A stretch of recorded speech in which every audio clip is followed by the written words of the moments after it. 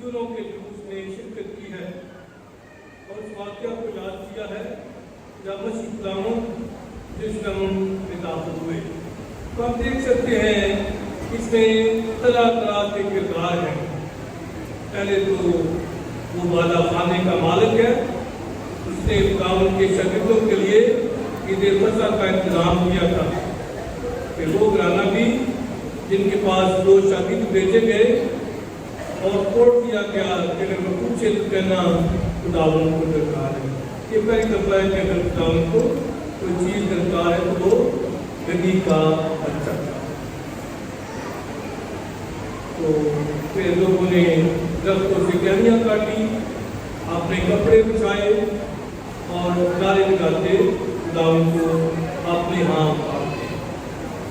تو ہم دیکھتے ہیں کہ ایک یہ ہجوم ہے جو یہ پکار رہا ہے کہ داؤد کے بیٹے کی ہوشانہ، داؤد کے بیٹے کی ہوشانہ. اور جب ہم نے یسوع کے دکھوں کا بیان پڑھا ہے جو آج مقدس متی کی انجیل سے ہے، تو ہم دیکھتے ہیں کہ ہم پہلا سال جو ہے یہ پڑھتے ہیں، دوسرے سال میں مرکز کی انجیل سے، تیسرے سال لوکا کی انجیل سے، کیونکہ یہ پورے سرکل 3 سالوں پر مشتمل ہے. تو تینوں اناجیل میں جنہیں موافقت کہتے ہیں یسوع کے دکھوں کا بیان ہے. ہر ایک مصنف میں اپنی کلیسیا، اپنے مومن کے ایمانی پہچان کے لیے اور مقامی ضرورتوں کے لیے یہ دکھ بیان کیے ہیں.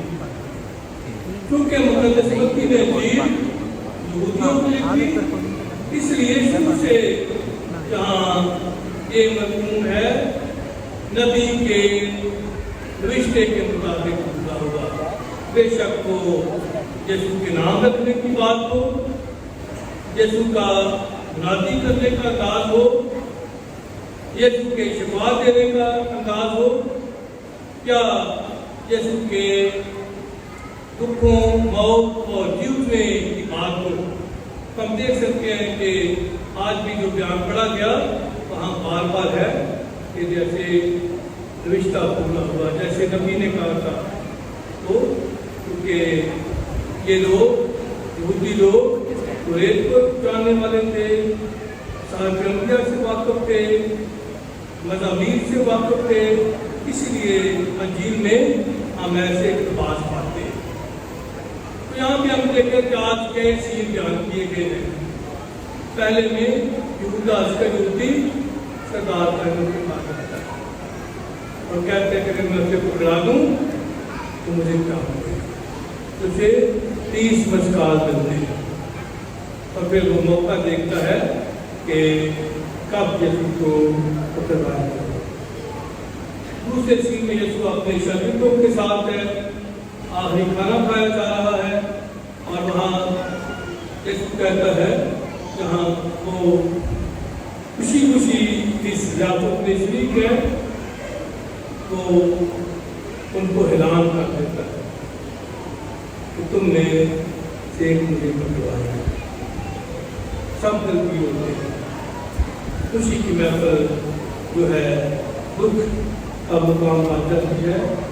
سب دل کی ہوتے ہیں، کہتے ہیں کہ کون ہے، کون ہے. ہم کہتے ہیں کہ میں ہوں، کیا میں ہوں.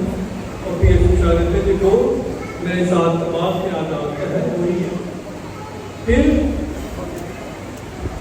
ابن انسان کو جیسا کہ حق میں لکھا ہے ڈرتا ہے، لیکن افسوس اس پر اگر جس وجہ سے جاتا ہے. اچھا ہوتا کہ وہ پیدا ہی نہ ہو اور پھر بھی رشتہ پورا ہو. پھر یہ ان کی وفاداری دیکھتا ہے، کہتا ہے کہ تم مجھے چھوڑ دو. پھر ہم مطابق کرتا ہے کہ نہیں، ہم تمہارے ساتھ ہیں، ہم تمہارے ساتھ ہیں. خاص طور پر پترس کہتا ہے دوسرے بھاگ بھی جائیں تو میں نہیں کروں، मुझे तेरी खातिर मरना भी पड़े तो मैं करूँ। जो है नबूवत करता है कि सूरज भी निकलेगा या मुर्ग बाल निकलेगा कि 3 बार में हम देखते हैं कि ये भी हो गया। फिर 7 साल हो गए जब जो है अगला मंजर बाग का है, तो बाग में हम देखते हैं कि यीशु जो है दुआ करता है। पहली दुआ क्या है कि ए बाप और फिर कहता है लेकिन मेरी नहीं बल्कि तेरी मर्जी होगी। शागिर्द जो है वो इस जानकारी के आलम में यीशु को देख के भी उसका साथ देते, वो सो रहे हैं और वो कहते जाओ और दुआ करो ताकि आप समझें। फिर जाता है, फिर कहता है मेरी जान बचते बहुत गंभीर। फिर कहता है आप सोते उस दिल में तो यहूदा उसके युक्ति जाता है और अपना जो किरदार है वो